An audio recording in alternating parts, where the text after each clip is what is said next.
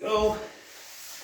So I am going to be working on internal and external rotation. So this is a stretch into internal rotation, like this, and I'm working on my external rotators. When I do this, I want to close my eyes and try to use my glute and get that involved when I'm coming out of this position. So this is without any resistance for now. It's just against gravity.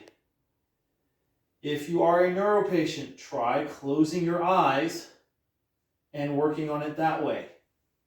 Later, when you're ready, you can add load to this by just laying your other leg on top of it like this. Okay? So I'm not using this leg to help, I'm using it as resistance. And I'm trying to load this leg, my left leg. So that's internal rotation into external rotation, right? That's my internal rotation, external rotation. I can do the opposite this way. So I go this way. I'm going into external rotation, I'm internally rotating. So this is hip rotations, like that. Same thing. When I get to the point that I can use some resistance, I can place my foot, I'll take my shoe off so I don't leave dust all over my pants, and I go like this.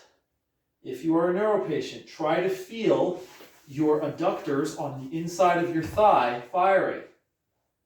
Conscious attention makes a really big difference when you're working on initial hip control. Okay? So that's external rotation. Stretch, internal rotation for the movement. And that's how you work on hip rotation lying down.